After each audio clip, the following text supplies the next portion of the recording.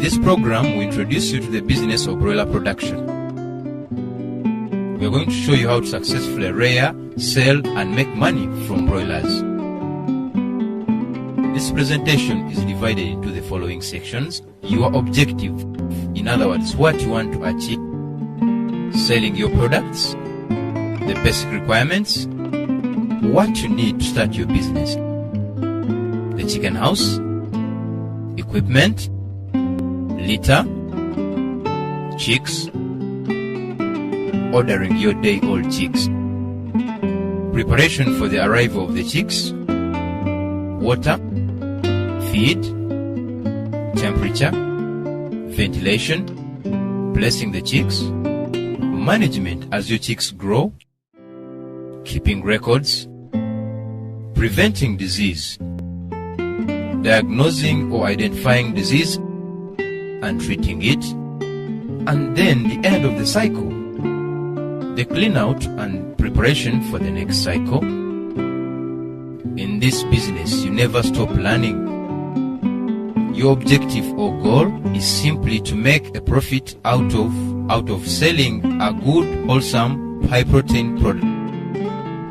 You buy the old chicks, feed, medication, etc., and then sell the chicken at about 6 weeks of age for a profit. Your expenditure is what you pay out for the day-old chicks, for their feed, for labor, that's what you pay for your workers, for medication and vaccine, and then there are other costs. Remember, your income must always be higher than your expenditure.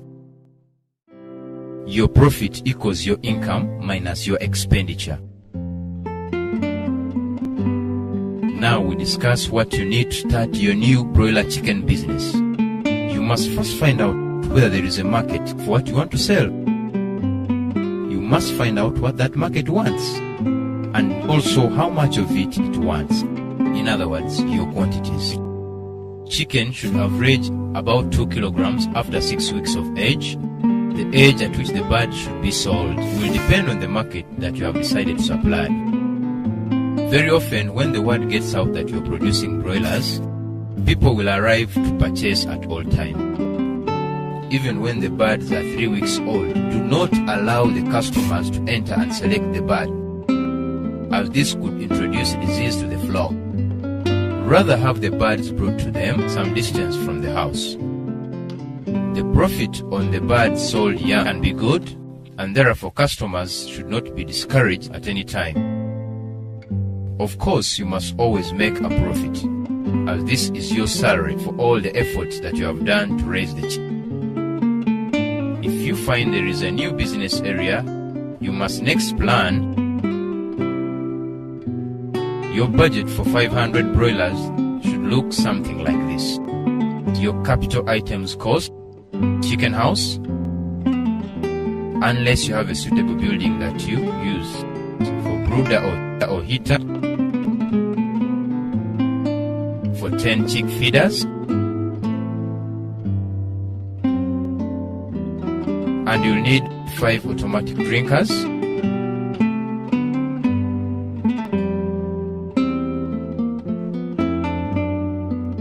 your running costs will be 500 day-old chicks, feed. You need to establish how much you need per bird, gas for heating the brooder for 2 weeks, medicines, replacement litter, add your transport costs and your labor costs. Remember, you must continually keep track of the cost of the bird so that you know what they cost to produce before you set your price. To decide selling price, calculate the cost of production, include all the expenditure. If you are registered for VAT, count VAT on the selling price. Alternatively, if you have other competitors in the area, take their price against yours. And if their price is higher, you could decide to undercut them. Or if demand for your product is high, You can sell at the same price or higher. Your price must be set to ensure that your products are sold 1 week so that the house can be clean and prepared for the next crop. You have to establish how many chickens you are going to sell. Your mortality rate, or how many of your chicks will die, should not be more than 6%. Let's talk about your chicken house. The chicken house can take various forms. It can be an existing rendezvous with additional windows or any other existing building, but it is usually built for the purpose with open sides and plastic curtains. The stocking density or number of birds per square meter is very important, and it should be kept at 12 birds per square meter, or 10 is probably a safer number in a hot climate. When building a chicken house, decide how many chickens you want to raise and divide that number by 10 to get the number of square meters required. Divide this number by the ideal width of the house to get the house length. Remember, this does not include space for feed storage. Feed should always be stored separately. A few other things to consider when designing your chicken house are as follows. Chickens, like all other living things, need fresh air, a reasonably stable temperature, and clean, dry surroundings. The chicken house needs to have windows or open sides and should be waterproof and draft-free. The side walls of your chicken house should not be more than 70 centimeters to 1 meter high, and the remaining open area should be covered with adjustable curtains. Remember to construct drains to keep water out during rainstorms. Irrespective of the type of house, it is essential that concrete floor constructed, as this makes it easier for cleaning and disinfecting. Beddings to cover the floor, ideally dry clean in wood shavings, are best for this purpose. Other materials which can be used are wood sawdust, sunflower husks, chaff straw. You will have to find a reliable source for this material. Now we talk about your heat supply. Day-old chicks are not capable of regulating their own body temperature for the first 10 days of their lives. It's up to you to provide the ideal temperature for the chicken. They will need a temperature of approximately 32 degrees Celsius for the first few days. The temperature can then be gradually reduced to 20 degrees Celsius by 21 days. Heat can be provided by using special gas brooders, some of which are thermostats to regulate the temperature.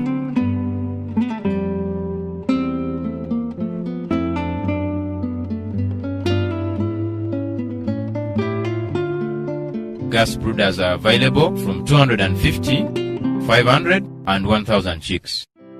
All expensive models come with inbuilt thermostats. Infrared globes may be used on a smaller scale, but care must be taken in places in cold winters because chicks will crowd around under the lamps, as the heat under the lamps is more localized.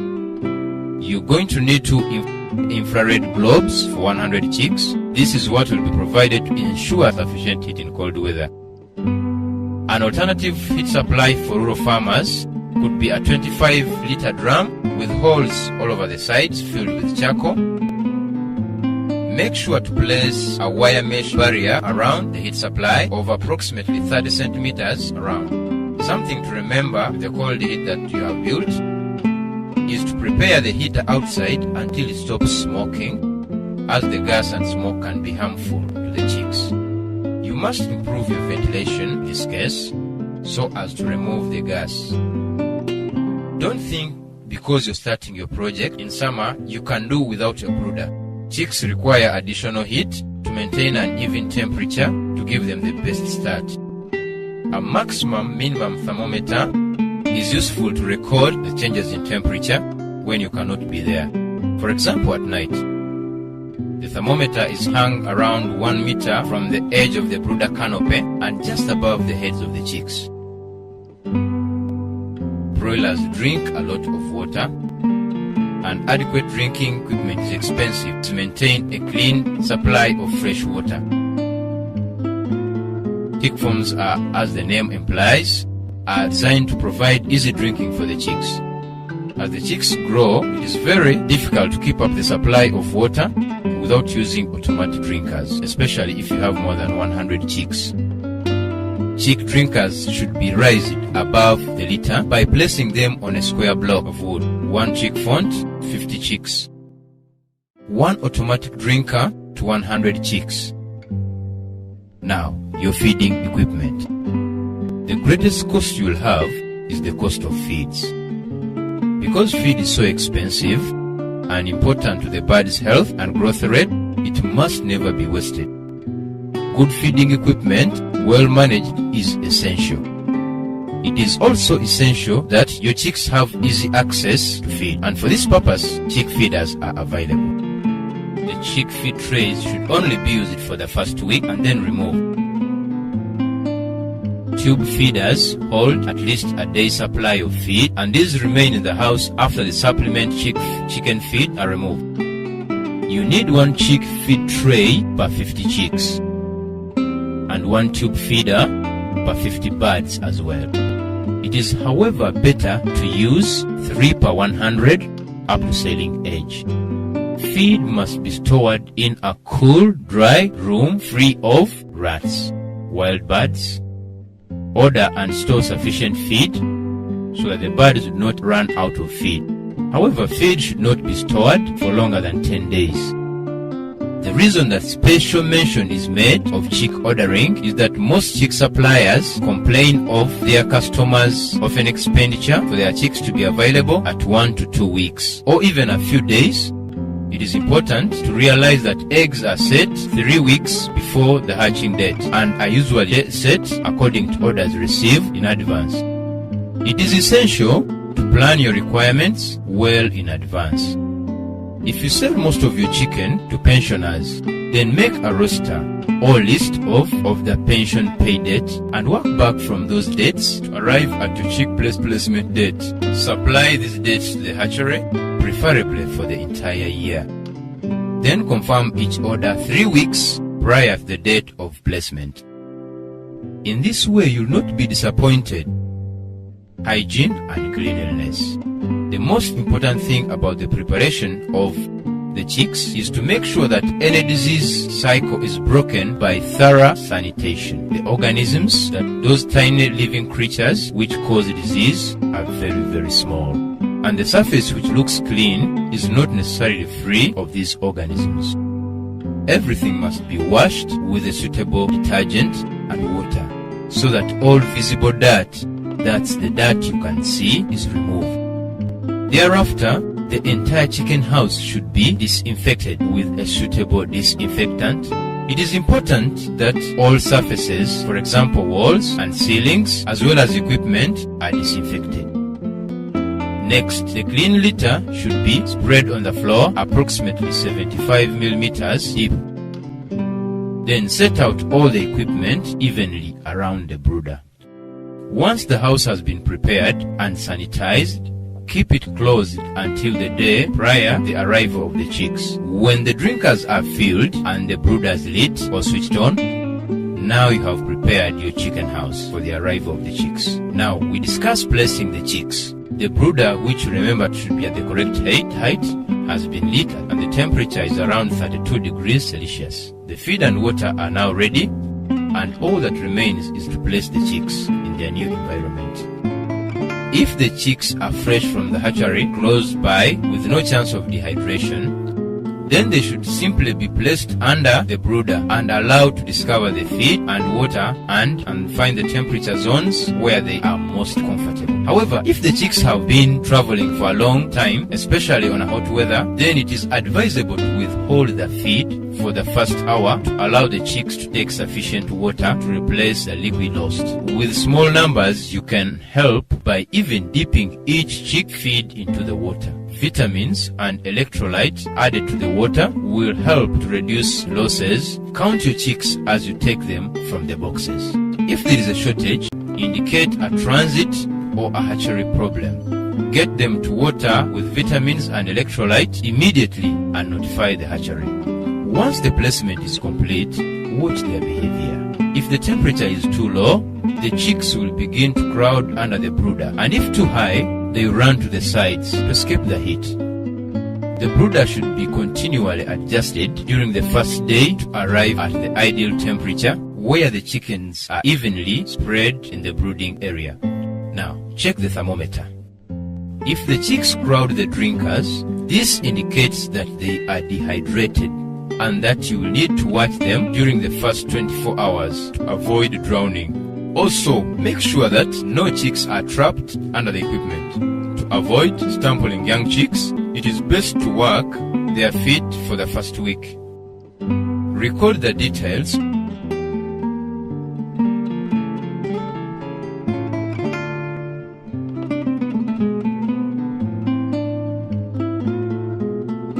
and the condition of the birds. Any other details about the birds, of transport, box condition, appearance of the chicks, as well as comments on the feed or water, etc. must be noted. You will have to check on the chicks regularly with at least 3 formal checks per day and 1 night check. Of course, should the weather change, you will have to be prepared to rush out and make adjustments at any time of the day or night.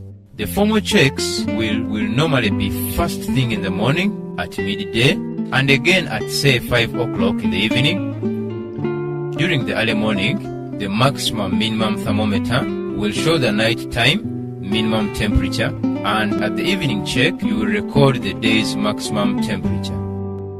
Any mortality, that is to say a chick that has died, should be removed immediately it is felt and recorded the following morning. Chick drinkers should be kept clear of accumulated litter to treat the chick squash, and feed trays cleaned daily. Now that your chicks are blessed and growing, let's take a look at the critical areas that you will need to concentrate on to get them to marketable age as economically as possible. The most important nutrient of all is water, as 85% of the body of the chicken consists of water.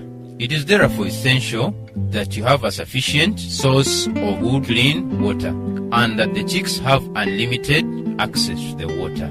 That is to say, there should be clean water available to the birds at all times.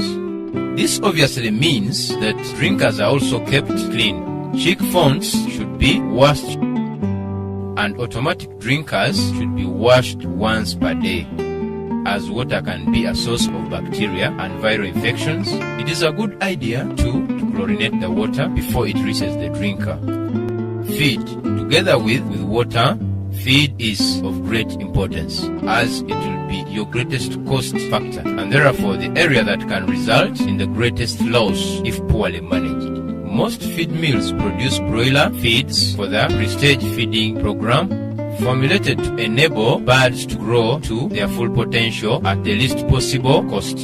You will start on broiler starter crumbles, and after 3 weeks, change to broiler finisher pellets, and then to broiler post-finisher pellets from 5 weeks to time of selling. However, it is better to use 2-stage feed program. Start on broiler starter crumbles, and after 3 weeks, change to broiler finisher pellets to time of selling.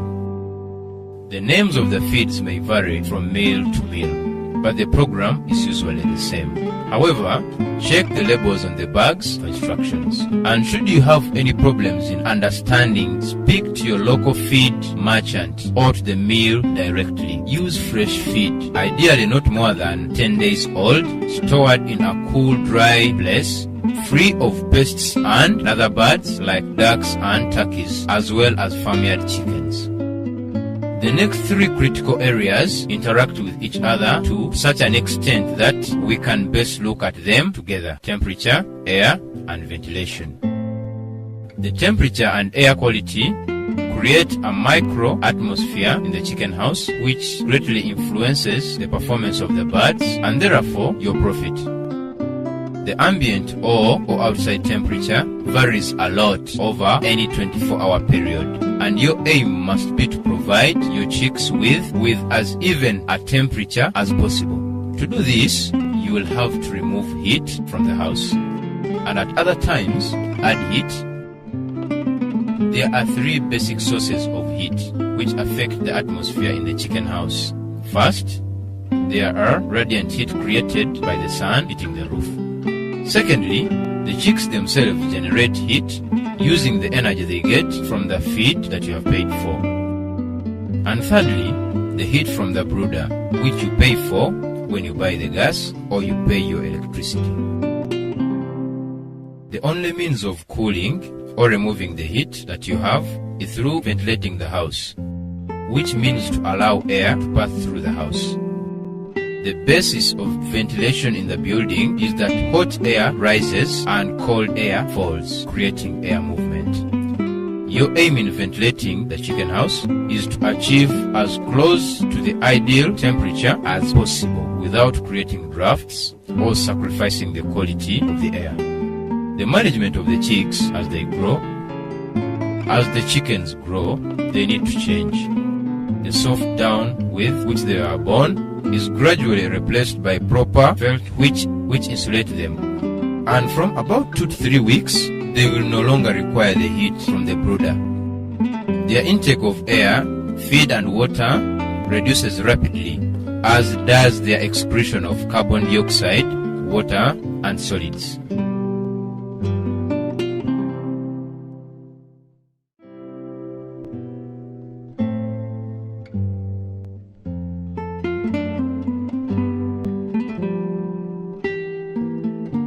Is to use all your senses to assess the atmosphere in the house, look at the spread of the birds, smell the air, and listen. This will indicate the need to adjust ventilation and all the brooder. During this assessment, walk around the floor area, checking for dead birds, wet or caked litter, dry or overflowing drinkers, and spilling feeders. The drinkers and feeders should be fixed immediately, and all the feeders should be shaken. Then check the maximum thermometer and note the maximum temperature and the minimum temperature as indicated by the dumbbell, as well as the present temperature shown by the top of the mercury. Both columns should be at the same level. Enter the mortality, that is to say the number of chicks that have died, on the house chart. Working out the total cumulative mortality rate and the balance of the chicken that you have left in the house. Also enter the temperatures, the condition of the litter, and any other observations. For example, if the birds have developed a snake, or the fact that you have vaccinated them recently. Now is a good time to fill the feeders. In the early stages, fill to half the depth of the tube to avoid the feed from standing in the feeder for too long. But as the birds increase their entire age, fill to just over 3/4 to avoid feed wastage when the birds knock into the feeders or jump up big feed from the tube. While feeding, adjust the height of the feeder so that the bottom of the base of the feeder is level with an average size bird shoulder. Fill the chick drinkers after washing them. After a week, start removing the chick drinkers at the rates of 1/3 per day until they are all removed. It is always best to do things gradually in the chicken house so that the chickens are not stressed. Also adjust the automatic drinkers while you are washing them so that the base of the drink level with the neck of an average bird. If you find wet patches, remove the wet litter and replace it with fresh. Unless there is sufficient depth, allow you to spread the existing litter. You should maintain a good floor coverage. Of course, if you come across a spill, it becomes priority and should be removed right away. Your midday check. During the midday, the same basic procedure is followed. Remember, the curtains may have to be adjusted several times during the day to maintain the temperature at the desired level and to allow the fresh air to flow through the house. Your evening check. All that you should be left to do is to light the brooders if you are still brooding and to close the curtains. Remember though that the birds do need air, even if it is cold outside. So you'll have to judge how much you can leave the curtains open without chilling the birds. When the birds are well feathered with, air quality takes precedence over the temperature. Record keeping is one of the most important administrative tasks of a poultry farmer. The keeping of records is important for the following reasons.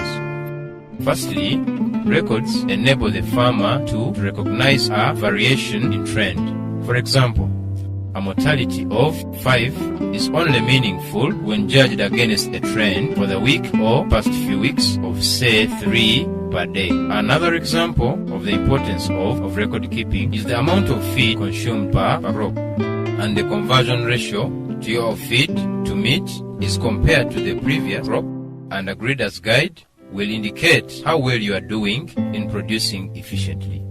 Secondly, when consulting a veterinarian, records provide the information needed to make an accurate diagnosis. Thirdly, records are your tool for keeping track of expenditure and income and all important profit. Get into the habit of always asking for an invoice or a receipt for everything that you purchase into the business. Keep a side process book where you record your expenses in columns for the various categories, such as, for example, feed, gas, medicine, equipment, petrol, maintenance, stationery, fan, vet, litter, and chemicals. Record every sale made either by kept specially for the purpose or by issuing a receipt or a carbon copy. It is very important that at the end of the crop, after all the birds are sold, you can total up all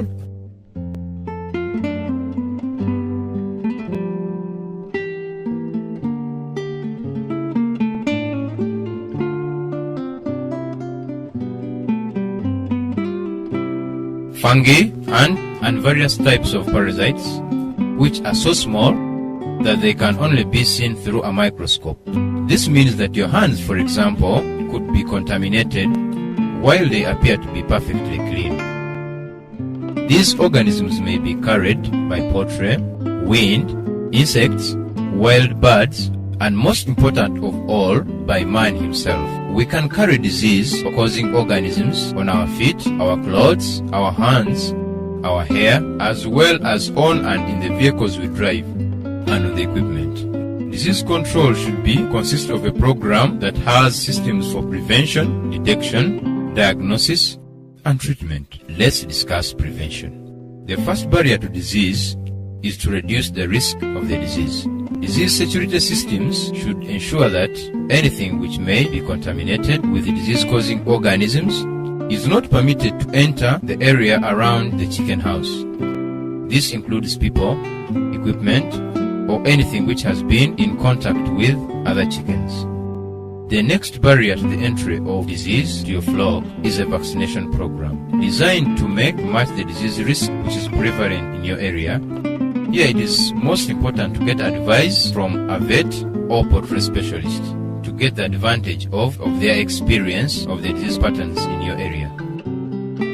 The most important diseases to vaccinate for are Newcastle disease, NCD, infectious bronchitis, IB, and in many situations, infectious partial disease, Gambora. The various methods of vaccination are oral vaccination by the drinking water, hydra, aerial spray, and injection. This is a typical vaccination program. Please note, only vaccinate birds which appear healthy. Day-old chicks, the vaccines for Newcastle disease and infectious bronchitis is usually given in the hatchery. Check your invoice too to see if the chicks have in fact been vaccinated. Chicks from 7 to 10 days old for Newcastle disease use HP1 or the clone type, which is administered in the water or by means of spray. 17-day-old chicks for IBD is the ordinary vaccine type and is administered in water. 22-day-old chicks for Newcastle disease use Lasota and it is administered in water. Ensure that there is no chlorine in the water used to make up the vaccine. If so, mix Kimball powder with water 1 hour before you make up the vaccine.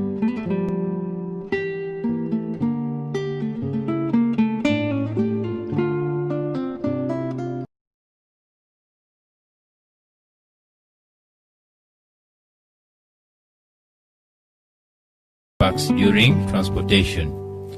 Live vaccines, which are not kept cold, will not vaccinate your birds.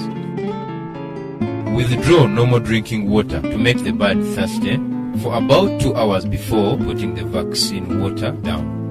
Make up the vaccine in quantity of water that the chickens will consume within 1 hour. Ensure enough drinkers are put down so that all birds are able to drink and thus take in the vaccine.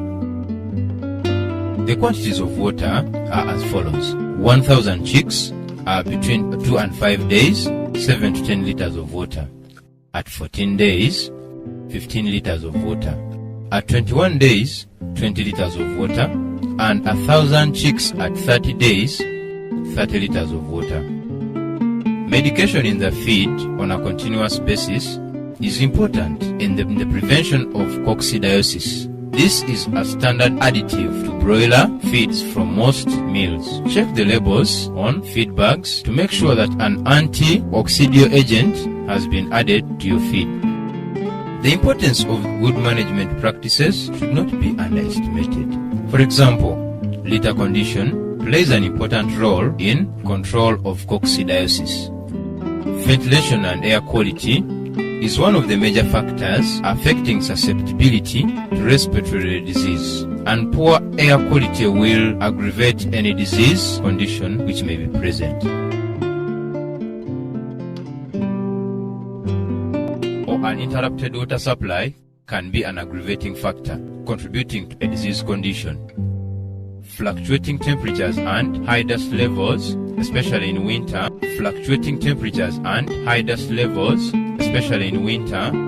and unnecessary chasing of birds all cause stress and can affect the bird's ability to resist diseases. Let us summarize disease control. Disease-causing organisms are bacteria, viruses, fungi, protozoa, and parasites. Then there are the aggravating factors. First of all, poor management, for example overcrowding, feed deprivation, wet litter, poor ventilation, and poor disease security. Secondly, your vaccination program may be inadequate. All of these things together lead to disease. Early detection of disease in the flock is of vital importance, as the earlier the condition is treated, the less will be lost.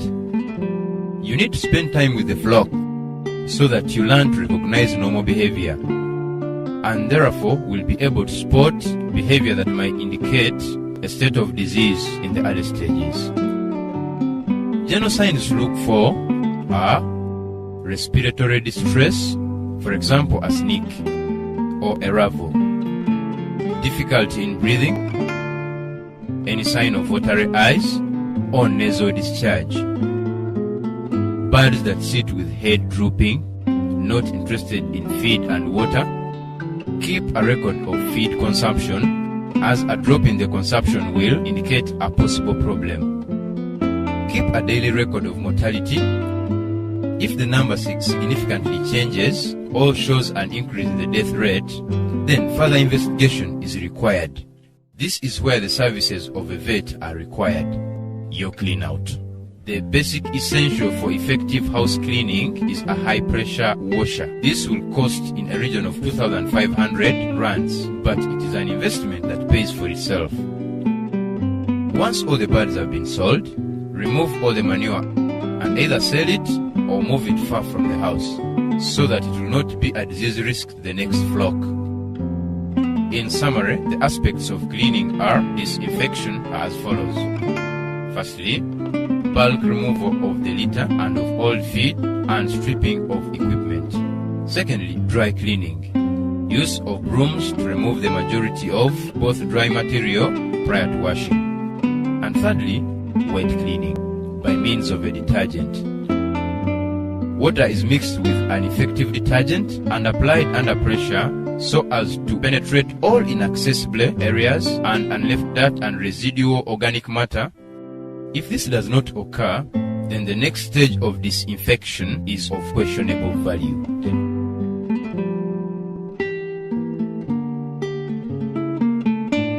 maximum results can be expected, since disinfectants are ineffective in the presence of dirt and organic matter. The house is now thoroughly washed and disinfected. If the cleaning job has been well done, the house will smell clean and all surfaces will appear clean. You have now come full cycle, and the preparation for the next cycle starts all over again. Right, now you are set to go. We have taught you what you